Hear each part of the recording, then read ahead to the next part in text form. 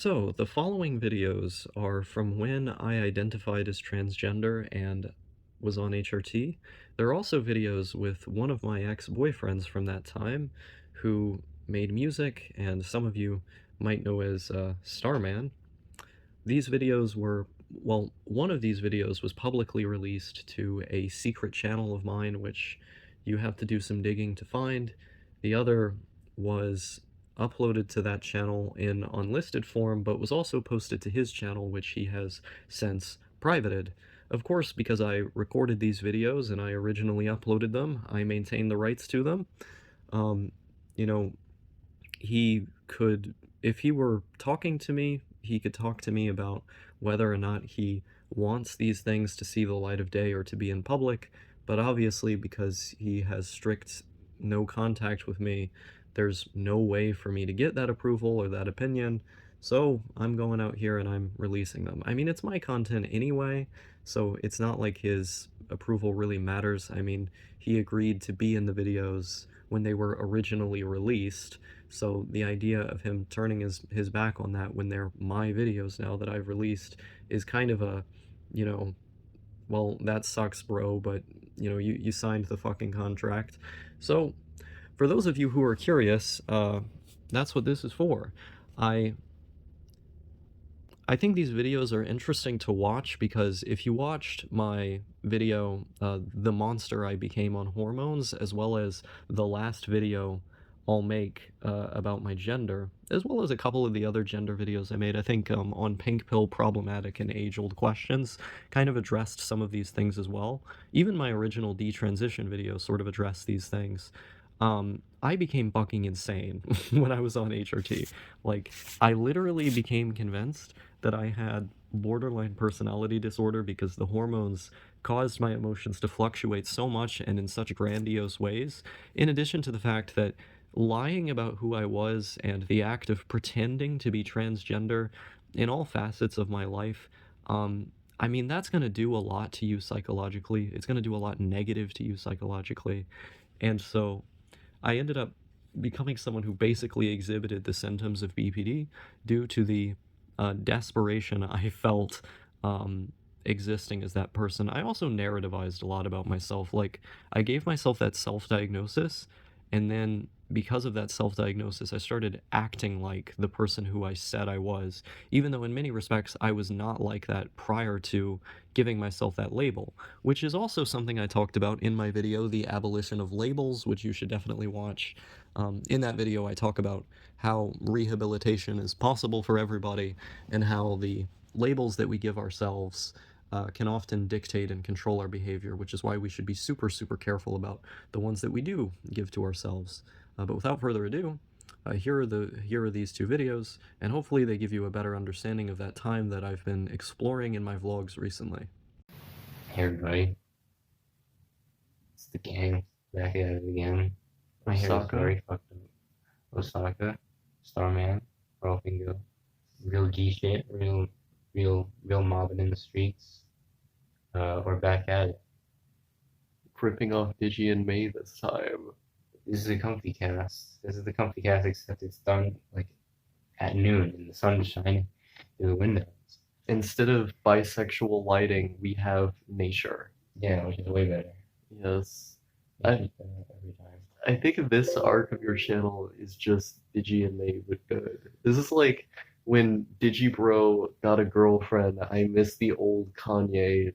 I miss the old Digibro arc. The old Raw Fingo. I miss the old Ralphingo before he made masterpiece prog albums about being in love and growing as a person. Yeah, this is always what I've been doing, except not masterpiece prog. I mean, yeah, And not about being in love. that just sounds like something different. I mean, it's kind of the same. The growing as a person part is Well, I mean, that's a constant. yeah. Yeah. What is the topic for the podcast today? Talking about BPD versus autism and how it manifests in relationships. I want to share our experience about this. It's very like, it's something that there's a lot of misinformation about. Yeah. So we're going to talk about it and about the problems that arise the good things that arise from this specific set of circumstances. Or specifically, we're not just talking about like you and me as people. We're talking about like BPD and autism and how they manifest in romantic relationships. Yeah, yeah. The internet meme is that autistic niggas and BPD whores fuck each other constantly. And it's true. This is true. Yeah, this is just a thing like both of us have observed. It's true, but it's always like the most low functioning autism. It's like never like a high functioning autistic person. So it's like always like the most like low functioning motherfucker. Yeah. Yeah, it's always that. You know why I'm looking at you like this. Why are you looking at me like this? Because we're that? Yes. Yeah, exactly. I forgot I have to explain nonverbal cues. Oh no. Oh no. Yeah, wow. Thank you, Osaka, for the segue into our first topic of discussion. Verbal cues and not understanding them. Yeah, we both have difficulties understanding these things, but for entirely different reasons. Yeah. Yeah. Explain why it's hard for you. So with me specifically, like the problem is that I tend to overinterpret. Like I am constantly seeing answers to questions that don't exist, and because my internal world is so negatively biased, I assume that people are mad or disappointed with me, or have some kind of like negative inclination towards me that I end up picking up on from very, very small signs within their tone, or their physical expression, that are just non-existent. Because when I was growing up, like I was trained to be hypersensitive to the smallest little sign, that I was going to get hurt or punished or yelled at somehow. I had to know before it was going to happen, so I could prevent something severe from happening to me. And I feel like because BPD is so related to trauma, I see that expressed in the way that like I interpret nonverbal cues from people. And this is one of the reasons why BPD and autism can look superficially similar, because I overinterpret whereas he underinterprets. Yeah. Yeah. I always felt like I needed to interpret things and needed to know. I just couldn't. It's just literally like neurology. Like training, you can only train yourself so far when your neurology is like this. Yeah. So like as much as you try to like know to like protect yourself when you're like this autistic, it's like it doesn't matter. Yeah. It is all for naught because you can't. It just never works out. Bleeding again? No, I'm not. Okay. I would tell you, honey. Okay. I would lick it. Hot. Yeah. Don't really understand nonverbal cues. I need literal speaking. Yes. I need clarification about everything. Weirdly enough, you seem to understand a lot of my nonverbal cues, though. Yeah, I understand you more than any, because I don't understand anything about anybody else's nonverbal cues, but I get you sometimes. And according to you, I understand your cues more than anybody else does. Yeah, which is very interesting. Yeah. I feel like this has something to say about like how observant an autistic person can be in a relationship, and how that can like manifest into like a level of understanding that like they wouldn't necessarily have with like any other person. Yeah. Yeah. Yeah, I agree. Because it's like it feels like a very like technical observation you have of me. It is. If the right boxes that I've set up in my mind are checked. Yeah, that's how it feels. Like you have like a list of things that you notice about me, and then you're like, is that happening? Yeah. And then like when you notice new things, it feels like the list just expands. Yeah, the list grows. The list grows every time. And it probably helps that like I often explain myself verbally. Yeah. Which is like a special talent I have. Like a lot of people with borderline personality disorder struggle to express themselves verbally, I assume because our internal world is so like wrought with confusion due to like the fluctuating roller coaster of emotional states you're experiencing, that like it's difficult to put any one thing into words. Like, besides like one friend I've had who also has BPD, who's very, very good at expressing himself. Like, every person I've talked to with the disorder has like struggled to put things into words. And so like I feel like because my job has just been to professionally explain things, are you playing with the dildos over there? No, I'm not playing with the dildos. I'm playing my phone again. I see, I see. Um, but like because my job has literally been to explain things, I feel comfortable with the fact that like a lot of these nonverbal things that you don't get, like I can just explain to you and that's fine. Yeah. And I feel like that helps you recognize them too. I agree. Yeah. Yeah. Fucking also I'm a philosophical autist. Yeah, as Tarbo told you, you're a philosophical autist, whatever that means. It means that I think if everyone spoke in a more literal way and we were all speaking with like the same language instead of relying so much on nonverbal communication, that the entire world would be more peaceful and cooperative. Yeah. Yeah. Everyone was more direct, everything would make more sense. Yeah, so like I am an advocate of directness, even though directness is really hard for me to do. Which is like another conflict that's arisen in our relationship is that you need a lot of directness to understand, but I tend to hide a lot of my feelings out of like shame. And then the more that I push them down after they're hidden, I can like explode. Because like I will, one of the aspects of BPD is self-destruction. So like I will know that if I just talked about it, like everything would be better, but I will push down my feelings and not talk about them out of this sense of shame and like deserving of pain for myself. Um, while like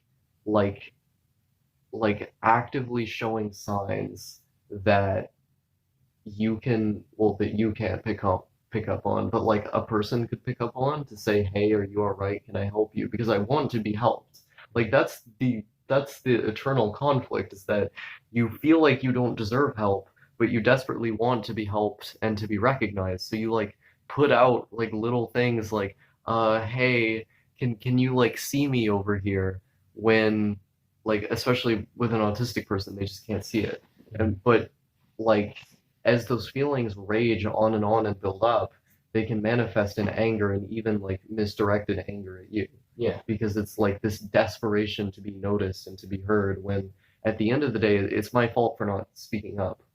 But like that's that's a part of like the duality of the disorder is that you know you need something and want something for your health, but you also actively destroy yourself in the face of that.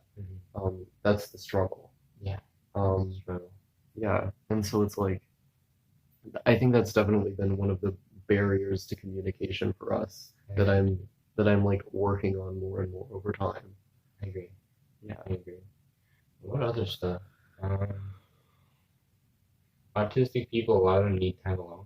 Yeah. Which can be a struggle for people with BPD. Yeah. Because like the BPD is like so like abandonment is like the thing. Yeah. It's like the thing. So like if sometimes if an autistic person like needs like a little bit of time to themselves, that can come off as like if someone with BPD can interpret that as like you're abandoning me now. Yeah. It literally happened on this trip. It happened on this trip. Yeah. Like I thought you didn't want to spend time with me and that like I couldn't help you in any way when you just needed time alone to recharge. And then like by the time you came back, like I was like hiding in the closet and like crying and hitting myself. Yeah. And then like we just kind of argued in circles for a while until I was like, I'm mad at you. I'll sleep on the floor now. Yeah. Which in retrospect is really funny. It was really funny. I'm mad at you. I'll sleep on the floor now. Yeah. I'll sleep on the floor now. Why are you sleeping on the floor? Fuck you. Yeah. Yeah. Yeah. Yeah. Yeah, like I generally need way less time alone. Like I also need time alone to recharge to some extent, but a lot of that time alone I do spend with like there's this chronic feeling of loneliness and emptiness. And so like for me, like I feel like I tend to isolate myself rather than like recharge. Um, and the problem was that like I would feel like I needed time alone because people were overwhelming, but I would also be lonely. And then like when I got into a relationship with you, it was like I'm never overwhelmed by you.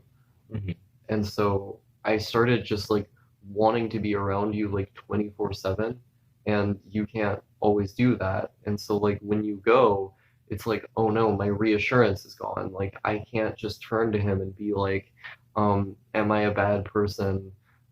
Is it like, am I okay? And then you can be like, yeah, baby, you're great. And then I can feel nice. Like that conflict I constantly have with myself, like can't there's not an endless supply of reassurance there if you're not around, you know.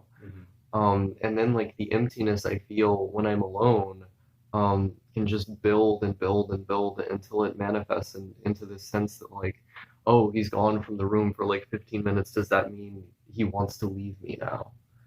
Which plays into the hypersensitivity that, you know, comes from like having to see those little signs when you're a kid with abusive parents who did abandon you, you know. Yeah. Like everything becomes in prevention of those traumas from them reoccurring. Yeah. Even though like now in a situation with you, those rules don't apply. My brain just tells me that they do. Yeah, we have it a bit easier because I have easier. We have it a bit more like it's a little easier to understand because like I also have PTSD. Yeah. And like that has lots of overlap with BPD. Yeah. So like that it makes sense and a little easier for me. Mm-hmm. But it's still hard because the autism is so strong with me. The autism is so powerful. It's so powerful. It's so powerful. You can see just by like how you like living with me like the past 3 weeks. Yeah. Like you can just tell. I mean, you can see how strong my PPD is. Yeah. Yeah. Like you've had to comfort me a lot on this trip. Yeah. Yeah. Or deal with me being mad. Yeah. Okay. I know. You know. You're worth it. You're worth anything. Yeah, you're worth anything, sweetheart. Swag. Yes. Swagged out. Swag, Jerry Rice. Swag. Jerry Rice. Man, what else? There's gotta be other things we gotta talk about that we're not. Like,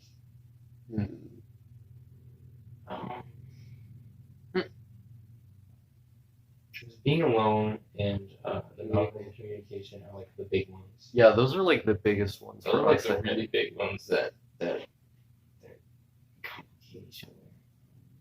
I feel like one of the things that I've heard people bring up who are like in the periphery of observing these kinds of relationships is that autistic people and people with BPD can very quickly get together and be like, you understand me perfectly, because both people tend to like have like obsessive reliance on like I have to do things this way, you know, the it's my way or the highway attitude.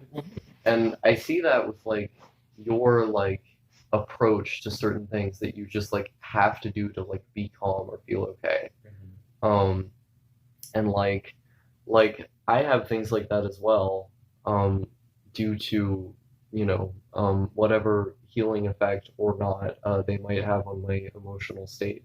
Like one of the things that I dealt with in past relationships that was certainly like a negative, it's my way or the highway attitude was my attachment to my negative self-perception. Like when I was with my ex, I would just insist again and again and again that like I'm a terrible person. Nothing he could say like could convince me otherwise. And like this insistence on these certain things that like I couldn't be moved on, I think is part of what made me at first appeal to him as an autistic person because he had instances like that as well that I was able to understand uh, that people throughout his life didn't. And I feel like that's one of the things that's like similar but very different that can create a conflict in these kinds of relationships. Mm-hmm. Yes. Yes. Well, yes. Yes. I think we have it pretty easy in comparison to other people with this pairing. I agree. I think we have a pretty easy comparison. Yeah, like I think part of it is that my BPD is a lot more managed than it used to be. Mm-hmm. Like when I was in other relationships, like I would just break up and get back together like constantly. Mm-hmm. Or like I would split so often that like this person would become evil. And then every single thing that they could say, I would look for some reason that I could interpret like some kind of like malice or conspiracy against me out of what they were saying. Um, and so like I would just like scream at them and insult them.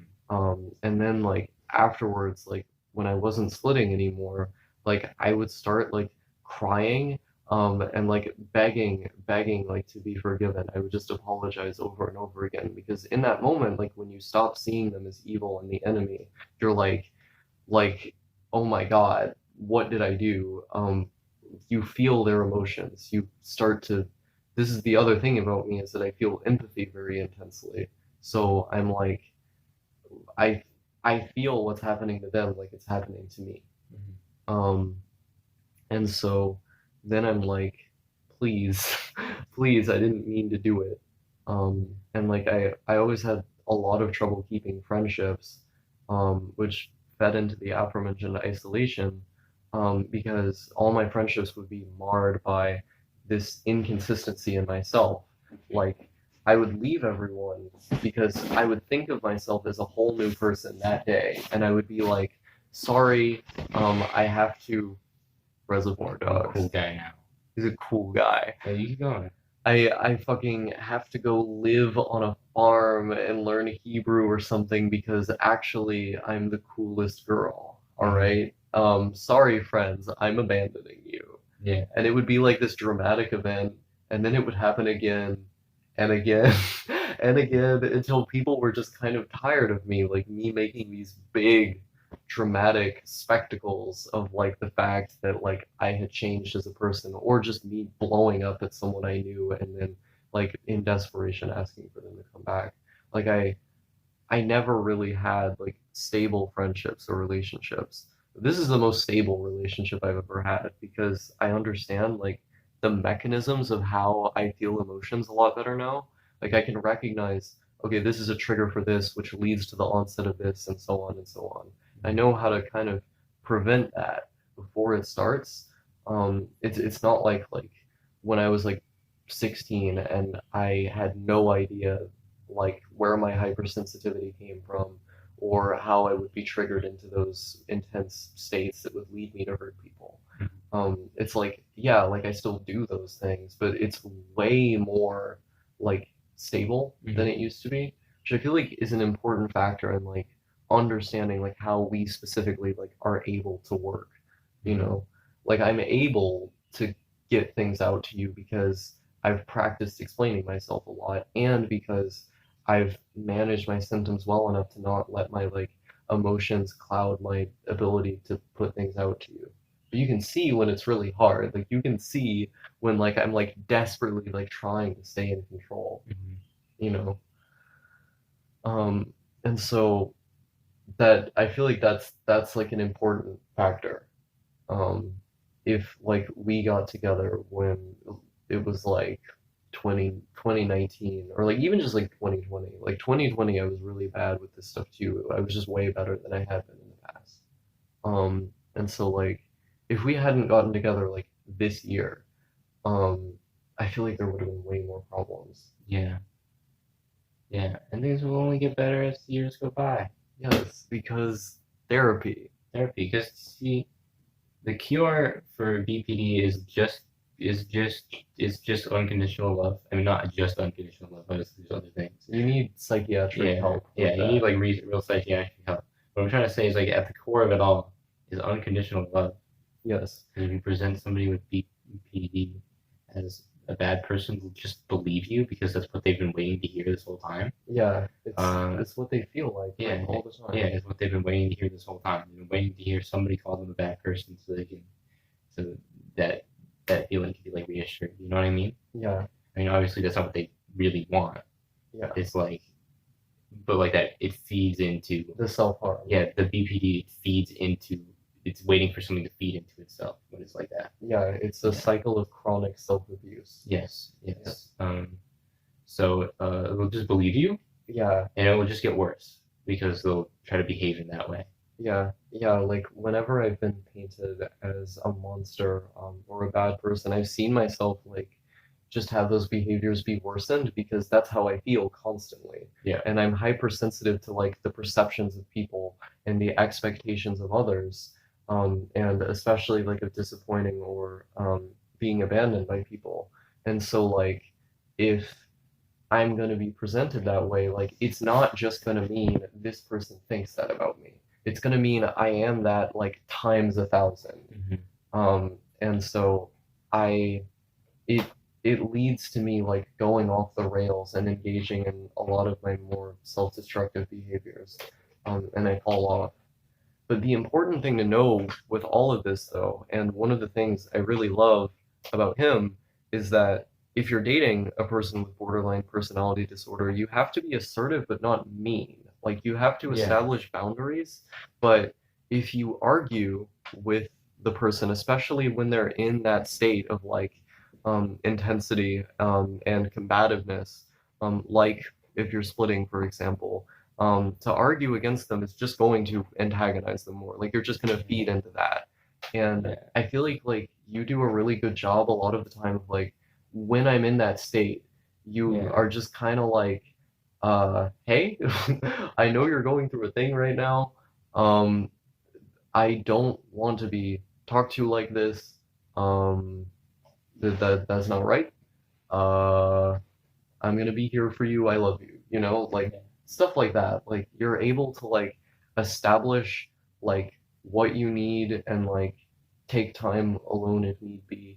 And so it's like you don't let me like walk on you when I'm like that, which I think is really good for me because like you're able to give me like the love and reassurance and unconditional support that I need, but also like are assertive about your own needs at the same time. Yeah. And like I feel like it's trained my brain more to recognize that like that kind of nuance. And so like I get calmer faster and you're also like taking care of yourself. Yeah. So it's good for both of us because in a relationship you have to respect yourself and your partner. Yeah, exactly. You're a team.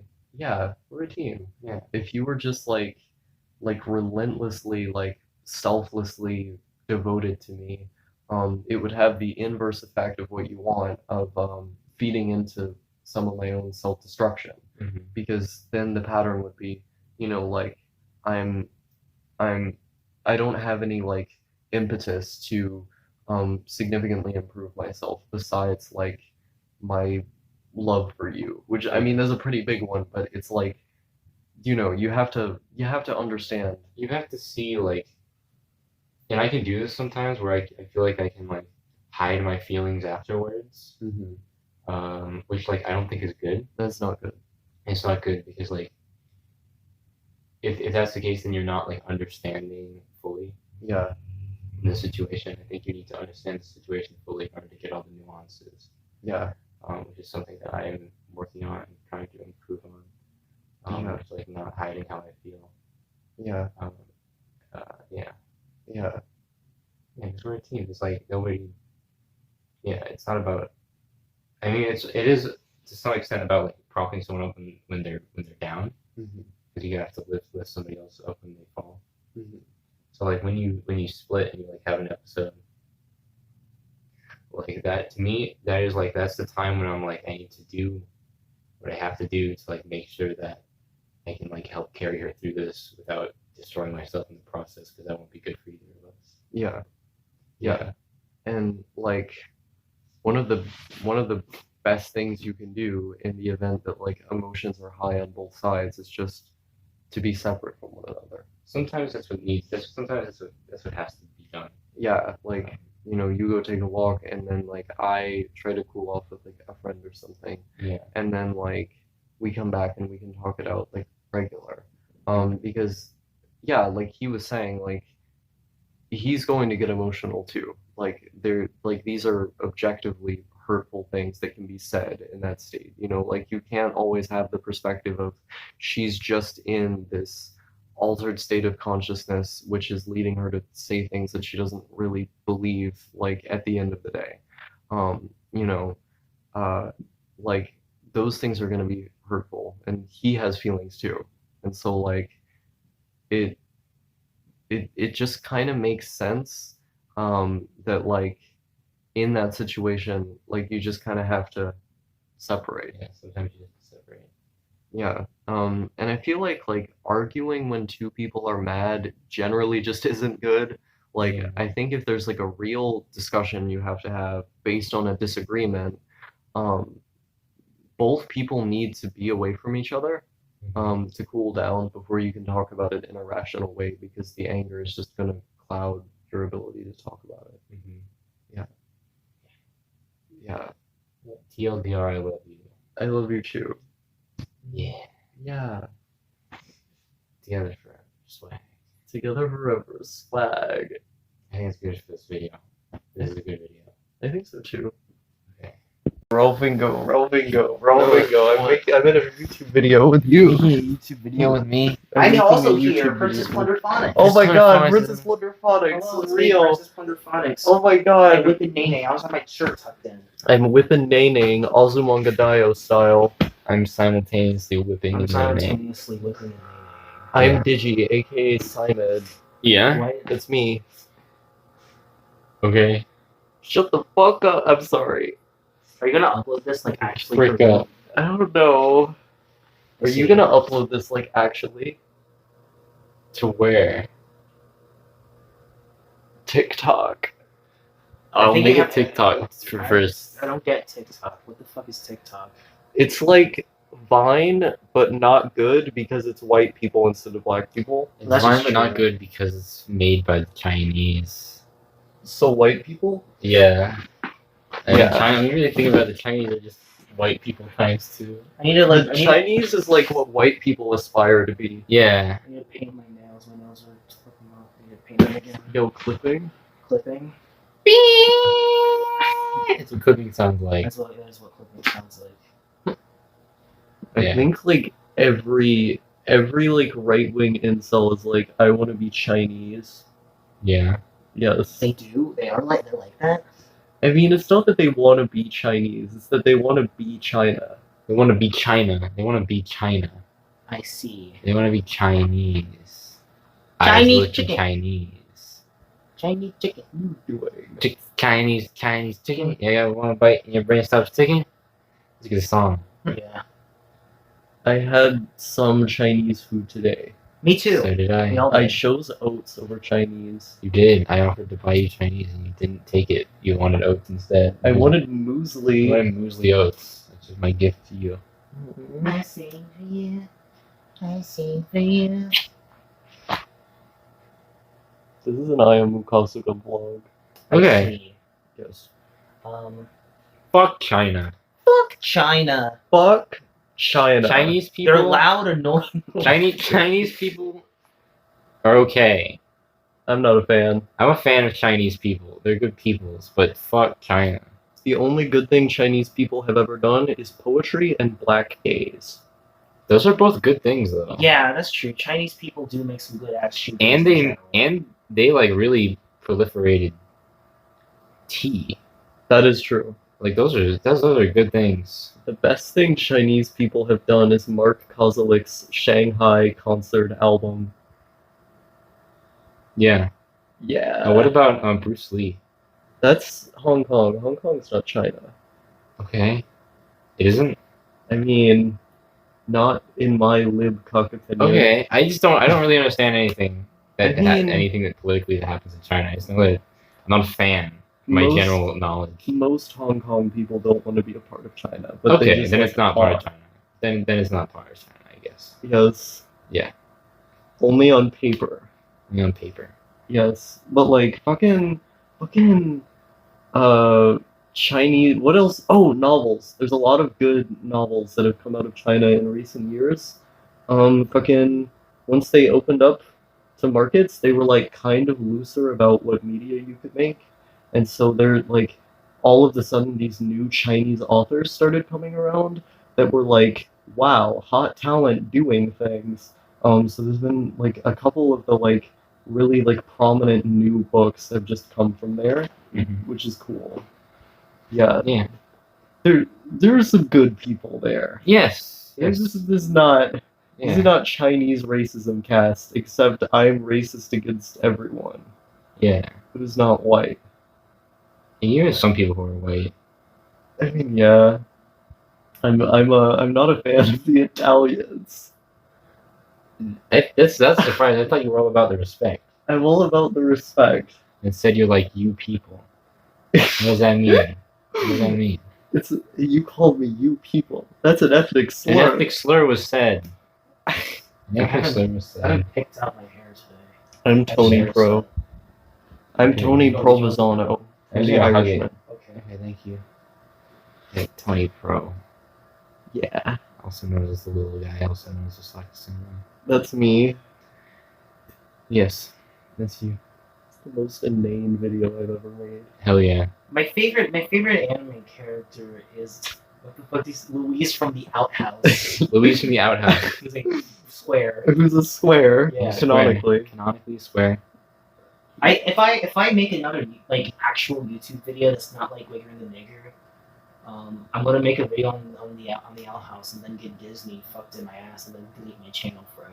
That's my plan. That sounds good. You should just make like a 4-hour review of the Owl House, I could actually do that. and then just delete your channel forever. I could write probably a novel's worth on the Owl House. Yeah, you should do what you did on We Crash Productions.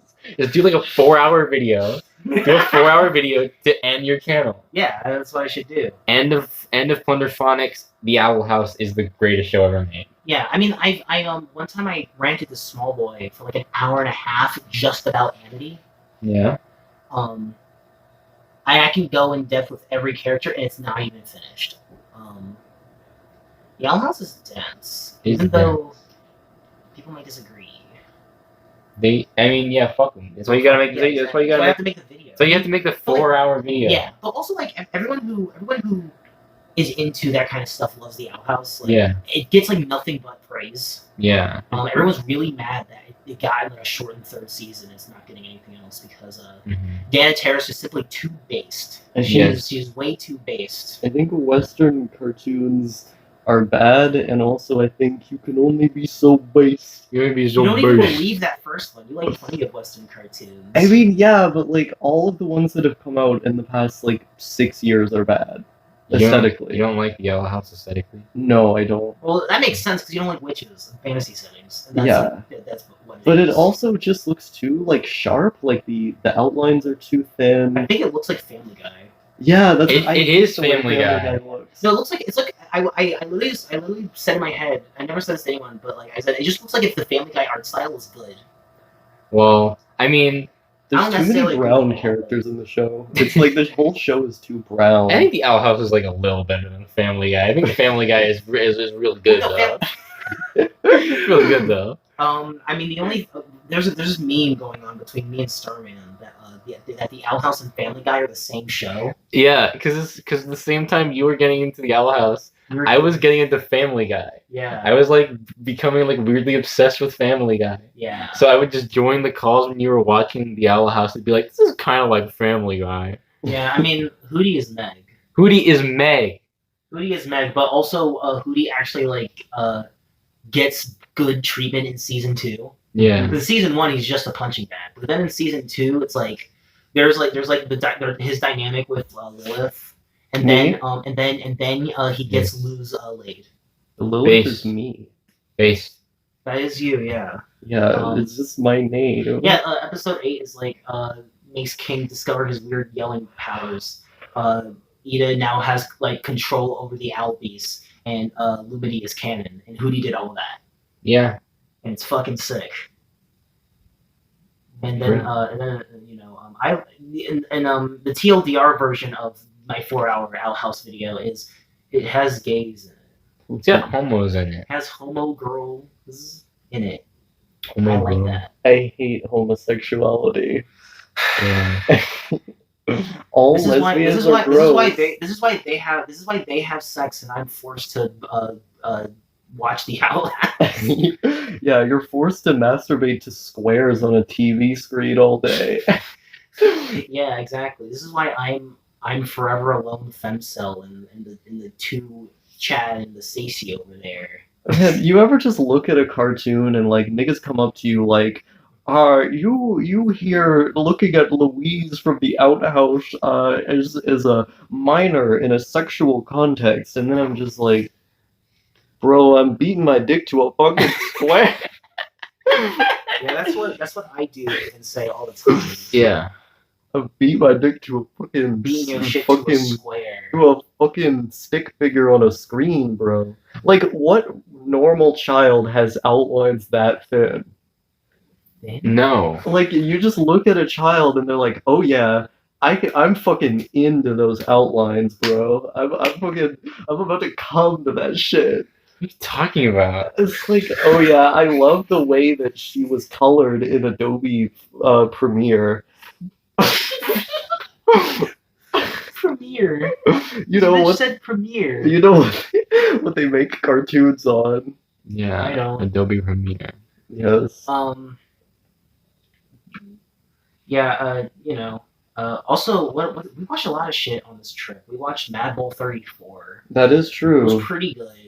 Good show. It is a good show. The dub was like surprisingly really good. Yeah, Right? I'm gonna quote Two Straws. ACAB, all cops are badass. Fuck yeah. That's what it's about. We love our cops in this house. Okay, anyway, we watched Lucky Star a whole bunch. Good I've been show. watching Great Dorothy show. with Keyblade, also known as like co-host for the Wigger and the Figure. I walked downstairs last night to get some water, and you guys were watching the Doremi dub. Oh yeah, he was like he was curious about the Doremi dub. And I was like, it's bad and you It's won't bad, like it. yeah. And you're just like curious and it's a literal different show. That's the thing. It's because it's in Arabic. No, that's one of the It's dubs. because it's in Serbian. One of the dubs. It's because it's in Spanish. I'm I don't even sorry. know if it's in Spanish. I think it's in Spanish. I don't know what Spanish is. The best language. Yes, it's I the don't- funniest. No, Fucking- Italian's the best language. Yeah, you're right. I think Yeah. the best. I think the best. How do language you? is Here's how you speak Fox. Italian. You like in Family Guy, you get a mustache and then you just say shit. That's how you speak Italian. It's Italian. I'm down here now. Being racist towards Italians is like just socially accepted. Like people just do it all the time and nobody cares. It's They're kinda all fun. named fucking Tony. Yeah, they're all named Tony. Like people are just racist to Italians constantly. Like nobody gives a shit. It's kind of fucked up. Also, everyone in this house has heartburn. Not me. Except who? I don't. Wait, I thought it was just you and me. No, but then like Tarbuck said that. Like Darwin just keeps thumbs on. yeah, but then he like said he has Pepto. I don't have heartburn. I have tachycardia. Tachycardia. It's when your heart beats too fast all the That time. was called technocardia. No. It's when a crab gets too fat. I mean, loses his shell. Yeah. Mr. Krebs has a This is fucked up cute. voice in Battle for It the is. Bottom. Yeah. He does have a different voice in Battle for Bikini Bottom. Why is That's that? like. Also, they didn't get Ernest Borgnine and whatever his name is for Mermaid Man and Barnacle Boy, Yeah. and they sound really silly in the game. Yeah, because I was playing Battle for Bikini Bottom this morning. Like when we woke up, right when I woke up and you were asleep, I was playing. Wonder was on the couch with me. I was playing Battle for Bikini Bottom. Mermaid Man and Barnacle Boy, I pull up in that ghost. Yeah, And Mr. Krabs showed up and is like, "Arr, I have COVID-19. SpongeBob me, Bob. I have coronavirus." I am Corona. When was the last time you ever heard of somebody getting coronavirus? My mom's friend. Oh shit. I think. Oh yeah, pretty recently. The homeless guy who lives in my house, his ex-girlfriend, kind of not, got COVID. That's the only thing I can think of. But she also like is super super anti-vax, which is why, and fucking hates black people. But all of her daughters married black guys. Fucking get wrecked. Get Yeah. fucked. Get fucked. Weirdly, she hates black people but loves trans people. When like That's she was like interesting. supposed to meet me, she was like, "Oh, what are her pronouns? Like, what does she like to be called? Like, how can I respect this or that?" Like, super super down with the trans people. Yeah. Not down with so the down niggers. with black people. Not so down with black people. Not so down with the niggers. He's not down with the cause. Yeah. I'm down with the niggers. That's my best friend over there. Right. My one black friend. I'm sorry, Plunder. Buddy, nobody fuck with my kitchen. It's the most offensive video I've ever made. Yeah, I'm only half black, so it doesn't even count. I No, need. that's not true. I count. You're It doesn't black. count. You're a rapper. Okay. You have a big. Sorry. Yeah. Uh, Ralphingo, you have a massive cock and you're a rapper. You're black now. Yeah, that's what it always is. Who in the PCP has a big cock? I don't know. Isn't there like a database? No. My YouTube cock list. No. There's not a database. I thought there was going to be an entire database called My YouTube Cock List where all YouTubers' cock sizes are posted. That would be pretty cool. And there's a picture and it's like the length and the girth and the average cum, the balls. The balls. What's Markiplier's cock like? Markiplier has pink pubes. Markiplier has foreskin. That's my Yes. guess. He's Markiplier has a average to low sized uncircumcised cock. I disagree. I think he's got a pretty big one. I doubt it. Alright. I doubt it. It's I think we're gonna start packing. well, I don't have a vision for these things in the way you do, I guess. I'm not a quarter Lebanese, sorry. My What does that have to do with anything? my tiny Jew ass over here, it just can't like astrally project into the underwear of men. It's just, everyone genetically predetermined to have a big dick knows each other. They're all in the same club. They can all read the size of each other's penises. Shouts out swears.